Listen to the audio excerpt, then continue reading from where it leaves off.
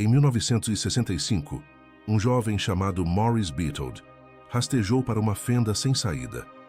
44 anos depois, a história se repetiu com o estudante de medicina John Jones, que ficou preso de cabeça para baixo dentro de uma passagem estreita sem saída.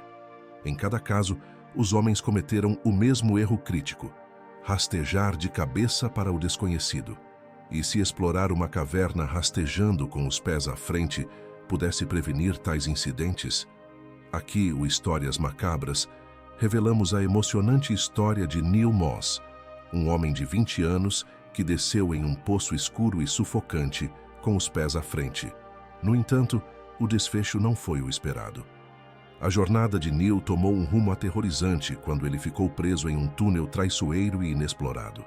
Com o passar das horas, equipes de resgate lutaram contra a escuridão opressiva e a lama viscosa, deixando uma lembrança pungente na história sobre os perigos inerentes sob a superfície da Terra.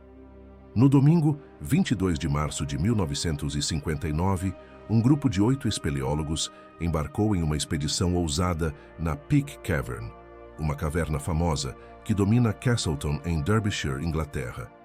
Entre eles estava Oscar Hackett e Neil Moss, um estudante de filosofia de 20 anos no Balliol College, Oxford, conhecido por sua paixão pela exploração. Ele estava acompanhado por membros da Associação Britânica de Espeleologia, compartilhando a empolgação da aventura. O objetivo deles era explorar uma passagem localizada a aproximadamente meia milha da entrada da caverna, ultrapassando os limites do sistema conhecido, e investigar uma fissura descoberta 2 semanas antes em uma câmara lateral. O acesso à caverna apresentava seus próprios desafios, descendo cerca de 300 metros abaixo do solo, através de um labirinto de cavernas secretas.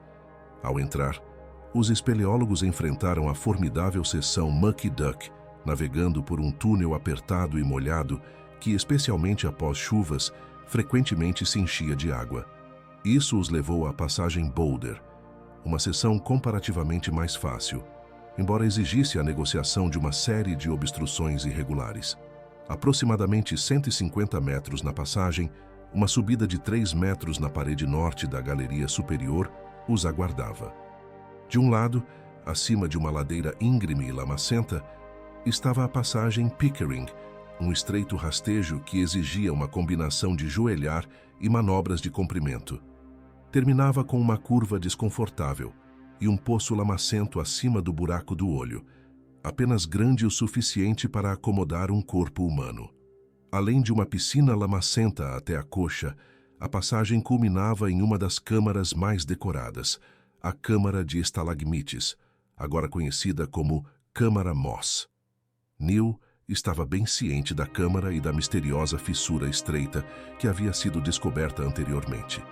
Ele não conseguia conter sua antecipação para testemunhar a câmara deslumbrante e explorar a fissura. Ao entrar na caverna, foi necessário mais de 1 hora de rastejo intenso com os cotovelos e escalada. Esta não era uma excursão comum, era uma aventura desafiadora 300 metros abaixo do solo, exigindo energia e esforços significativos. Ao chegar à câmara designada, eles levaram algum tempo para caminhar e admirar a beleza natural ao seu redor. Apesar do cansaço pelo rastejar árduo, o grupo se aproximou ansiosamente da fissura no chão. A entrada da fissura era espaçosa o suficiente para uma pessoa passar, medindo cerca de 1 metro por 70 centímetros. A curiosidade consumiu Neil enquanto ele ponderava o que havia além da passagem.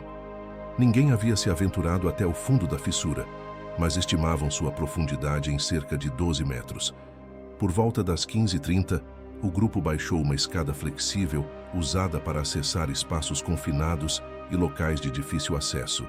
Moss começou sua descida para o desconhecido, manobrando e deslizando para baixo. Ele não estava seguro com um cinto, pois acreditava-se que a estreiteza da fissura o impediria de escorregar. Pouco depois de começar sua descida, ele encontrou uma compressão em formato de saca-rolhas incrivelmente estreita, confinada e claustrofóbica. Apesar dos desafios, ele conseguiu navegar por ela, sentindo uma sensação de realização. No entanto, ele não estava ciente dos próximos metros. Durante sua descida, manteve constante comunicação com a equipe, assegurando-lhes que tudo estava indo conforme o planejado. Após negociar com sucesso a torção em saca-rolhas, Moss conseguiu acessar o restante da fissura. À medida que continuava sua descida, começou a sentir irregularidades em seu apoio. Inicialmente, ele pode ter acreditado que poderia manobrar ao redor delas, como fez na seção em saca-rolhas. Depois de algum tempo tentando progredir, ele eventualmente percebeu que uma rocha estava obstruindo seu caminho. Compreendendo que não podia desalojar a rocha e manobrar dentro do espaço confinado, ele tomou a difícil decisão de subir novamente. Infelizmente, Moss descobriu que não conseguia levantar os pés o suficiente para subir a escada. Ele ficou preso em uma fenda elíptica de apenas 45 centímetros de largura e chamou os outros por ajuda. A fenda era ligeiramente mais larga que um laptop de 38 centímetros. Apesar dos esforços para levantar Neil alguns metros puxando a escada, ela ficou presa entre a superfície da caverna e o corpo de Moss. Seus gritos por ajuda ecoaram das profundezas do buraco, enquanto ele se encontrava preso, incapaz de se mover em qualquer direção. Dificuldades como essas não são incomuns em espeleologia, e inicialmente os companheiros de Moss assumiram que o resgate seria uma questão simples de baixar cordas e puxá-lo para a segurança. Mas logo perceberam a seriedade da situação. Uma corda leve foi baixada para ajudar em seu retorno, mas várias tentativas de puxá-lo com cordas falharam, com cada corda quebrando ou se partindo na borda da rocha. Isso provavelmente induziu pânico em Moss, e ao tentar subir, ele ficou firmemente preso logo abaixo da torção em saca-rolhas, incapaz de dobrar as pernas para segurar a escada ou flexionar os cotovelos para subir mais. Ele se encontrou em uma situação perigosa. Reconhecendo a urgência da situação, alguns dos espeleólogos partiram em busca de ajuda adicional. Em poucas horas, voluntários de toda a Inglaterra convergiram para a Peak Cavern, impulsionados por uma determinação compartilhada de libertar o preso Neil. Centenas de voluntários, junto com a assistência da Força Aérea Real, da Polícia e até da Marinha, uniram-se aos esforços de resgate. Poucas horas depois de Neil ficar preso, os socorristas encontraram outro obstáculo imprevisto. Nesse momento, a atmosfera na fissura havia se tornado severamente poluída, com o corpo de Moss cortando o fluxo de ar. Sua desorientação tornou-se evidente e seu comportamento ficou cada vez mais irracional.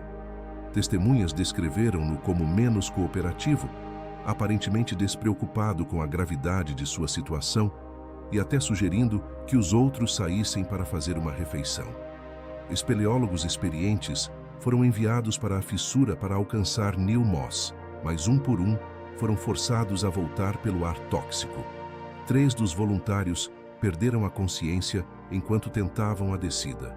Finalmente, o 4º voluntário, Ron Peters, conseguiu amarrar uma corda no peito de Moss.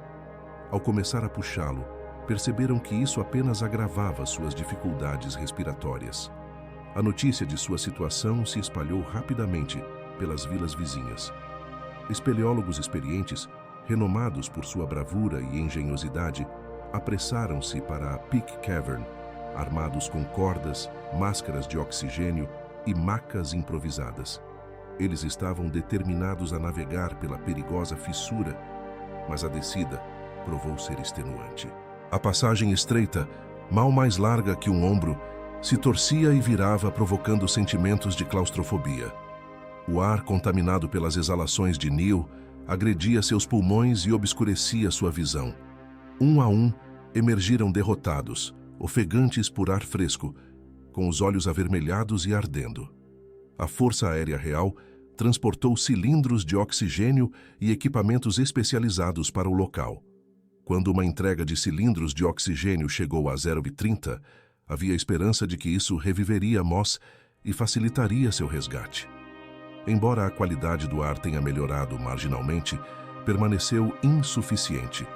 Decidiu-se continuar bombeando oxigênio durante a noite, com planos de enviar um espeleólogo experiente e ágil, capaz de navegar pela fissura estreita na primeira hora da manhã. Nas primeiras horas do segundo dia, June Bailey, de 18 anos, chegou determinada a descer nas profundezas. Ela propôs quebrar as clavículas de Moss, se necessário, para liberar seus ombros e criar espaço suficiente para puxá-lo para fora. No entanto, até os esforços da lendária Bailey e de outros voluntários foram frustrados pelos vapores nocivos, forçando-os a recuar. No início da tarde de segunda-feira, quase 24 horas desde que Moss entrou na caverna, sua respiração ofegante ainda podia ser ouvida. Apesar da situação desesperadora, a equipe permaneceu determinada a perseverar. Cilindros de ar comprimido foram utilizados na tentativa de limpar o ar contaminado da fissura. As paredes, a escada e a corda estavam cobertas de lama, obscurecendo a localização de Moss. Tudo o que podia ser visto era um bloqueio lamacento muito abaixo, com Moss firmemente preso em uma posição imóvel, um braço forçado em uma recessão sob um degrau da escada em uma tentativa inútil de se libertar. Enquanto isso, a chuva incessante ameaçava inundar a área dos Mucky Ducks na Peak Cavern. Como medida de precaução, foi aconselhado retirar-se para a segurança de todos.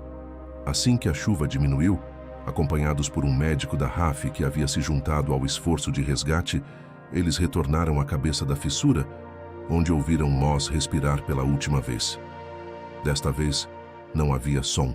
Neil Moss foi declarado morto na terça-feira, 24 de março de 1959. Dr. Hugh Kidd descreveu a experiência como a primeira e única vez que declarou a morte sem realmente ver o paciente. Durante todo o calvário, o pai de Moss, Eric Moss, esperou na entrada do túnel. Foi ele quem solicitou que o corpo de seu filho fosse deixado no lugar antes que mais alguém arriscasse suas vidas. Ao contrário da crença popular, a parte inferior da fissura foi selada com pedras soltas coletadas do chão da câmara, e não com concreto, como frequentemente se relata. A outrora bem decorada câmara que abrigava a pequena fissura acabou se tornando o local de descanso final de Neil Moss. A história de Neil Moss capturou a atenção mundial, fazendo manchetes em jornais na América, Austrália e Reino Unido.